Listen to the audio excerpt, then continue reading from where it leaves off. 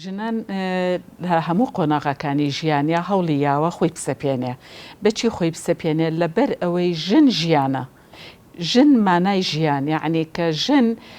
توانیوێتی لە ناو کۆمەڵێکی پیاوسالاریە خۆی بسەپێنێ لە هەموو بوارەکانە بتوانێت لە ڕووی کۆمەڵایەتی لە ڕووی سیاسی لە ڕووی ئابووری لە ڕووی هەموو پەروەردەیەکانەوانێ بتوانێت دەوری خۆی ببینێت لە هەموو قۆناغەکانی ژیانە ئەگەر ئێمە بگەڕێنەوانێ بۆ کاتی ننک و باپیران و داپیرەمان هەوڵیان ناوە لە ناو کۆڕ و کۆبوونەوە و کۆمەڵایەتیە خۆیان دەورێکی گرنگیان هەبێ لە هەموو ڕووەکانە چ لە ڕووی کشت و کاڵە هاوبەش بوون چ لە ڕووی سیاسەتە بەشداری شۆڕشەکانیان کردووە چ لە ڕووی کۆمەڵایەتیەوە لە سوڵحەکانە توانیوانە دەوری خۆیان ببێنن لە شۆڕشەکانە بەڕاستی ئەوەی کە منیش ئەمەوێ ببینم لە شۆڕشی نوێ یەکێتی نیشتیمانی کوردستانە ژنان هەموو کاتە پێشەنگ بوون هاوکاری باوکو و برا و مێردەکانیان نابوون توانیویانە لە هەموو ڕوویەکەوە هاوکار بن وەکو پێشمەرگەیەکی خۆنەویست لە ڕووی ڕاستە چەکمان هەڵنەگرتووە ئێمەی ژنانی باشووری کوردستان وەکو ژنانی ڕۆژ ئاوا بەڵام توانیمانە کۆمەڵشتی زۆر باش بکەین بە بردننی نامەکان لە ڕێخستنەکانە بەشداری بکەین ئالۆگۆڕی نامەکان بکەین لە بینی شاخ و شارە گواستنەوەی دا و دەرمان و خواردن و جلوبەرێک توانیمانە پەروەردەکردنی مناڵەکان توانیمانە ژنان لەو قۆناغە لە ڕووی کۆمەڵایەتەوە دەوری خۆی ببینێ بەڕاستی لە شۆڕشی نوێی یەکێتیە ئێمە پشت بە پشتی ئەوەی کە پشتگیری ژنانی کردبوو بەڕێز مام جەلال بتوانی ئێمەی ژنان وا لێ بکا کە بتوانین دەورێکی گرنگمان هەبێت لە دوای ڕاپەڕینەکانە بتوانین ژنان بێتە مەیدانەوە لە ڕووی سیاسەتەوە لە ڕووی خۆ دروستکردن لە بواری ئابووریە لە بواری کۆمەڵایەتیە لە بواری ئەوەی لە ناو فەرمانگەکانە زیاتر ژنان خۆی بناسیێنێت چ لە وەزارەتەکانە چ لە پەرلەمانە چ لە حکوومەتە ئەمەش بە پشت و پەنای بەڕێز مام جەلال بوو کە هانی ئێمەی ژنانی ئەیە ئەیوەی دەی ژنان وەرنە پێشەوە تەنانەت لە ساڵی 96 بەڕێز مام جەلال هانی ئێمەی ژنانیە هەرچەنە ئێمە لە ڕێخستنەکان نابووین و وەکو پێشمەرگە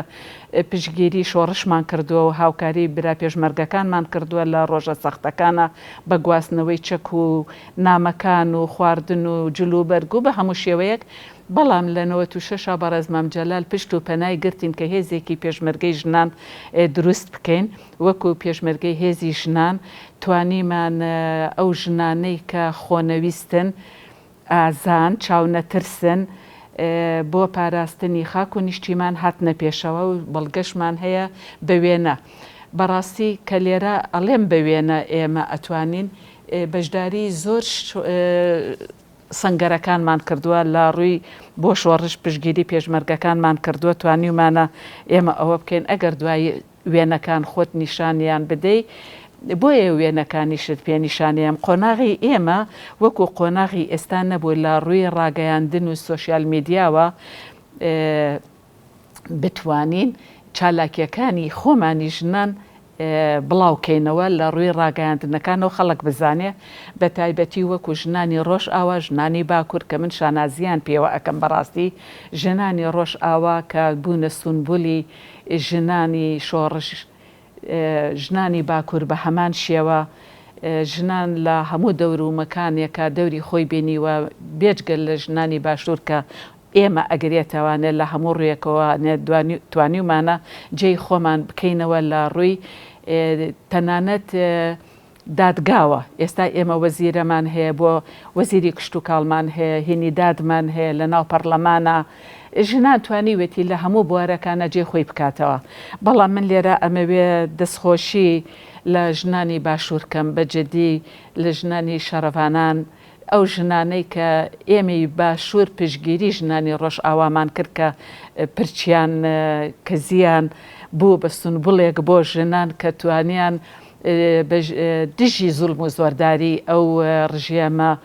بەعسیە کۆنەی ئێمە کە لە سووریا دەوری بینی ئەوان بە هەمان شێوە توانیان بەرگری لە خۆیان بکەن و ئێمە ژنانی باشووریش بە هاوکاری و پشتیوانی ئەوان خۆپیشاندانمان کرد بە ژوون و پیا و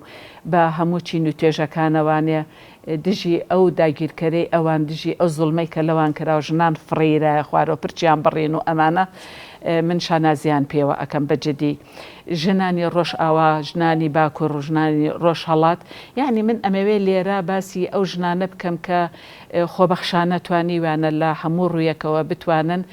دەوری خۆیان ببینن بێجگەل لەو ژنانەی کە لە ڕووی شۆڕشەوە ژنانمان هەیە لە ڕووی سیاسەتەوە کە تێکەڵ بوون بە لە ڕووی ئیداریەوە لە ڕووی سیاسەتەوە لە پەرلەمانە لە حکومەتە جێدەستی خۆیان دیار بێت لە هەر چوار پارچەکەی کوردستانە جێی شانازی ئێمن بێجگەل لەوە ژنانمان هەیە ئێمە ئەمانەوێ ئەم ژنانە من پێشنیار ئەەکەم تۆڕێکی هاوبەشمان هەبێ هەر چوار پارچەکەی کوردستان کە دوژمن و ناحەست بەشبەشی کردین بەڵام کورد هەر کووردە یەک پارچەیە کوردستان یەک پارچەیە بۆیە من لێرەوە پێشنیارەکەم وەکو ژنێکی باشووری کوردستان تۆڕێکی هاوبەشمان هەبێ بۆ پێشنیار بۆ گفتوگۆ بۆ پێشخستنی ژنان بۆ ئازادی بۆ مافەکانی بەدەستهێنانی ژنان چۆن ئێمە بڵێن بە ڕێزمام جەلال پشت و پەنامان بوو بۆ کۆمەڵی یاسا لە ناو پەرلەمانەکە دانرا یەکێک لەوانە کە نەهێشتنی فرەژنی بوو بۆ جاران ئەیان و کوڕد و ئەونەی ژنە لە ڕووی پێدانی مافی ژنان لە ڕووی وەرەسەوە بەڵام ئێستا خۆشببختانە ژنان مافی خۆی هەیە لەو ڕاستانەی کە لە پەرلەمانادانرا بە پشت و پەنای بەڕێزمام جەلال و دادەهێرۆ من لێرەوانێ بۆیە ئەڵێم کە ژنانی کوردستانی هەر چوار پارچە ئێمە یەک بگرین تۆڕێکی هاوبەشمان هەبێ چونکە بەڕاستی ژنان ئێمە توموحمان هەیە توموحمان هەیە بۆ ئازادی ژنان ژن ئازادی ژن ژیان بەرزکەینەوە لە هەموو چوار پارچەی کوردستانە بۆ ئەوەی ئەو توموحەی کە هەمانە تا ئێستا ئەوەی کە من ئەڵێم هێشتا زۆر بەدەست نەهاتووە لە ڕووی پیا و سالاریەوە هەندێک ژن هێشتا ئازاد نییە بۆیە پێم خۆشە کە ژنان ئەو تۆڕی هاوبەشەمان هەبێ هەر چوار پارچەکەی کوردستان بتوانین بۆ دەستهێنانی ئەو ئازادی ژنان و مافی ژنان بەدەستی بێنێ ڕاستی بەڕاستی لێت ناشارمەوە ژنان دەورێکی سەرەکیان هەوڵ لە ڕاپەڕینەکانە کە لە دوای شۆڕشی شاخ قۆناغی شاخ شۆڕشی ڕاپەڕین دەستی پێکرد لە نەوەتویەکە من خۆم یەکێک بووم لەو ژنانە لەبەر ئەوەی خێزانی شەهید بووم دڵبەرینار بووم زیندانی سیاسی بووم لەسەر شەهیدبوونی مێردەکەم من زیندانی کرام یعنی ئەو مافەشم لێ سنرایەوانێکە تەعزیە بۆ پرسە بۆ شەهیدەکەم دابنێم یعنی بەو دڵ و بەرینە سەدان ژنی وەکو من داخ لە دڵ کە دایکی شەهید بوون خوشکی شەهید بوون لە سێدارە دەرابوون هەمووی دڵبریندار بوون لە ڕاپەڕینەکانە بەشداریان کرد بەدار بە خاکە ناز بەپات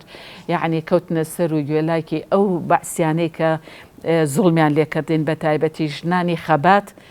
بەڕاستی دەورێکیان هەبوو چونکە کوڕەکانی جەماعەتی ئازادی خەبات ئەمانە لە سێدارە دەرابوون دایمە ڕەشپۆش بوون دایمە زیندانی بوون دایمە کوڕەکانیان بەناحەق هەمووی گیرابوون و لە سێدارەی رابوون لە زیندانەکانە گیرابوون ئێمە ژنانی کورد هەمیشە زوڵم و زۆرمان زۆر چێشتووە بە تایبەتی ژنانی باشووری کوردستان لە ئەمەنە سوورەکە بە مناڵەوە چەندین ژنمان لە زیندانە مناڵی بوو یعنی ئەمانە هەمووی بەشداری ڕاپەڕینەکەی کرد بۆ نەهێشتنی ئەو زوڵم و زۆرەی کە لە حیزبی بەعس لەگەڵ برا پێشمەرگەکانە لەگەڵ یعنی وای لێ هاوڵاتی هەمووی بە پێشمەرگە و بە ژن و بە پیاوەوانێ ئەو داخی کە لە دڵیا بۆ حیزبی بەعس بەرامبەریان کردی هەمووی هەستایە سەر پێوە ڕاپەڕینێکی سەرتاسەری کرد لە ڕانیەوە لە هەرێمی کوردستان لە ڕاپەڕینەوە کە دەست لە منتیقی ڕاپەڕین و خەڵات زێ و لە هەموو منتیقەکانە دەستی پێکرد بەڕاستی ژنان سونبول بوون پێشەڕاو بوون و باسم کرد ژنان ئێمە لەبەر ئەوەی وەکوی ئێستا ئەم سۆشیال میدیایە نەبوو چالاکیەکانمان ببینێ ژنی چالاکمان زۆر بوو بەشداری ئەگەر بە چەک بەشداریمان نەکرد بێ لە سەنگەرەکانە لە پێش ڕاپەڕینە چونکە لە دوای ڕاپەڕین بەشداریمان کرد ئێمەی هێزی پێشمەرگەی ژنان لە هیران نازەنین بەشداریمان کردووە بەڵام پێش ڕاپەڕین وەک سەنگەرەکان نا بەڵام توانیمانە چەک هەڵگرین کە خۆمان ماڵەکانمان کە پرۆخێمە بۆ توانیمانە دیفاع لە خۆمان بکەین کە هاوسەرەکانمان چوونەتە بەرەی جەنگەوە بەجێیان هێشتوین ئێمە توانیمانە دیفاع لە خۆمان بکەین چەکمان پێ بووە تەدریبی چەکمان کردووە بەڵام بە شێوەی جۆرا و جۆر لە چالاکیەکانی شۆڕشا بەشداریمان کردووە بە فرمێستێک توانیوێتی مناڵەکانی گەورەکە بۆ نمونە من 39 ساڵە هاوسەری شەهیدم سەدانی وەکو من هەیە بێناز بووین لە سۆز و خۆشەویستی و ماڵێکی گەرم و سۆزی هاوسەرێتی توانیمانە بە خۆڕاگری مناڵەکانیشمان گەورەکەین بە هەموو شێوەیەکی شەرەفمەندانە توانیمانە پەروەردەیەکی جوانیان بکەین کە ئەمڕۆ لە باتی باوکیان خزمەت بە گەل و کوردستان بکەن ئیسپاتیشن مناڵەکانمان ئەگەر دیارن مناڵەکانمان کێن کە توانیوانە جێ باوکیان بگرنەوە ڕێبازی ئەو شەهیدانە بگرنەوە کە بە بێبەش بوون لە سۆزی باوکایەتی بەڵام ڕێ مەردانە گیراوەتە بەر بە هەموو شێوەیەک ڕێبازی شەهیدان گیراوەتە بەر لە قوتابخانەکەی بەڕێز مام جەلال لا توانیمانە گەورەیان کەین و لەسەر ڕێبازی شەهیدان بڕۆن خزمەت بە گەل و کوردستان و خاوی نیشتیمان بکەن وەک مامۆستایەک لە قوتابخانەکانە دەوریان بینیوە وەکو پارێزەر لە دادگاکانە دەوریان بینیوە وەکو پزیشک لە خەستەخانەکانە پەرستیار یعنی بە هەموو شێوەیە ژنانی باشوور هەوڵی یاوە کە خۆی بگەیەنێتە ئاستێک بتوانێت مافەکانی خۆی بەدەست بێنێ بەڵام لێرە ژنانی باکوور و ژنانی ڕۆژئاوا ئەمڕۆ من شانازیان پێوەکەم کە توانیوانە ئەوانیش ئێستا ئەوان بگەنە پەرلەمان وەکو ئێمە چۆن ژنانمان هەیە لە وەزارەتەکانە لە وەزارەتی ناوخۆ لە وەزارەتی پێشمەرگە لە بواری پۆلیس لە بواری سەربازیە هەمانە ئێستا ئەوانیش دەستیان پێ کردووە چونکە ئەوان ئێستا ڕاگەیاندنەکان و میدیا پێشکەوتووە چالاکەکانیان ڕوونترە بەڵام ئێمە بەنامە ئەتوانین ئەوانەی کە لە سنگەرەکان نابووین بوێنە دەستنیشانێکین و پیشانی بێ ئێمە کۆمەڵێکی ئیسلامین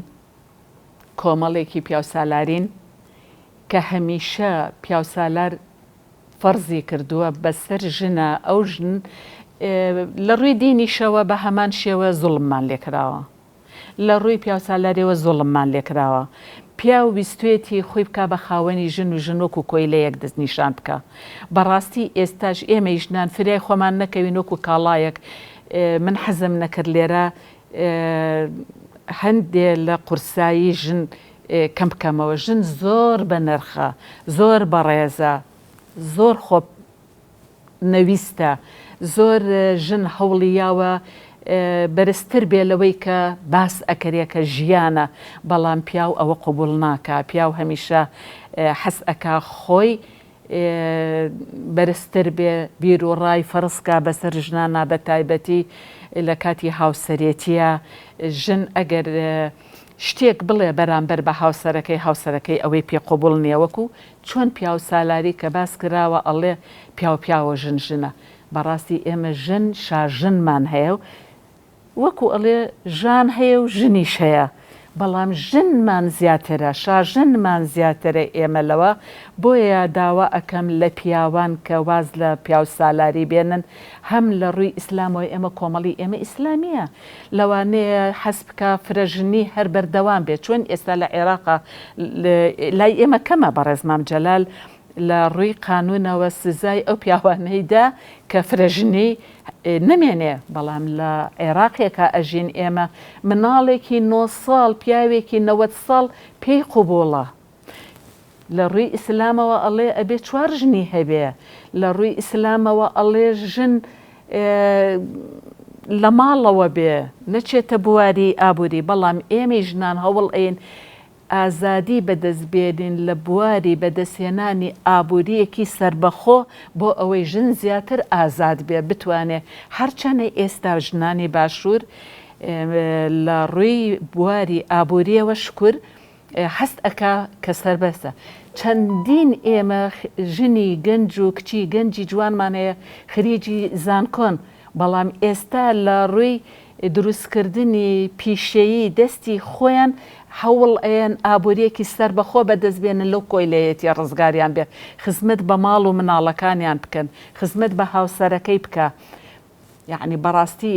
پێویستە پیاوان ئازادی بەت بەو ژنانە کە ئێستا ئازادی ئابووری بەدەست ئەهێنن بۆ خزمەتکردنی خێزانەکانیان و بەخێوکردنیان و یارمەتی هاوسەرەکانیان لە بوارێکی ئێستا کە ئەڵێن ئابوووریەکەمان زۆر زەعیفە. ژنان خۆنەویستانە تەنانەت ئەو ژنانێک کە نەخوێنەوارن لەسەر جادەکانە ئەیان بینین بە سەربەرزیەوە وەکو پیا و دانیشتووە لەسەر جادەکان شت ئەفرۆشەیە. ئەو پەڕی فەخر و شانازین بۆ ئێمە کە ژنان ئێستا توموحی ئازادی خۆیان بەدەستهێنن لە بواری ئابووریە بۆ سەربەخۆیی ئابووری بەدەستبێنن. هەتا ژنانیش ئازاد نەبێت لە بواری ئابووریە هێشتا کۆیلێن، چونکە پیا و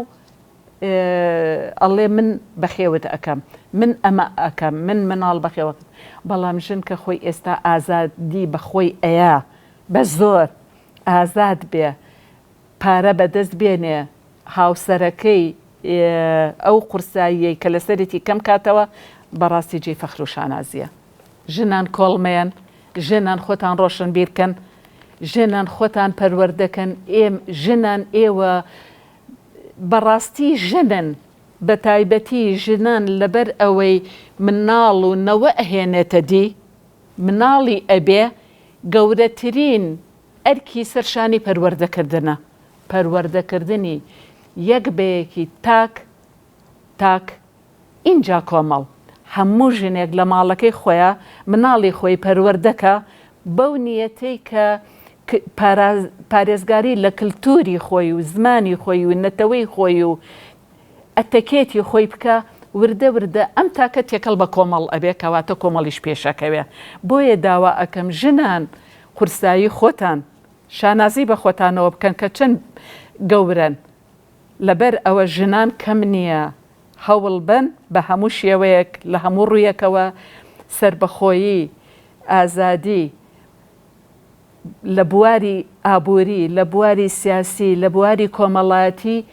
کۆڵمێن بە هەموو شێوەیەک، وەکو چۆن بەڕێز مام جەلالەی و مناڵێک ئەگەر نەگری دایکەکەی شیری نایاتێ. ئەبێ ئێمە ژنان هاوارکەین، زوڵم قوبوڵ نەکەین، داوای مافەکانی خۆمان بکەین. لە ڕووی یاساوە ئێستا پەرلەمانمان هەیە، لە ڕووی پەرلەمانەوانە یاساکانی مافی ژنان بستەپێنین بۆ پاراستنی مافی ژنان.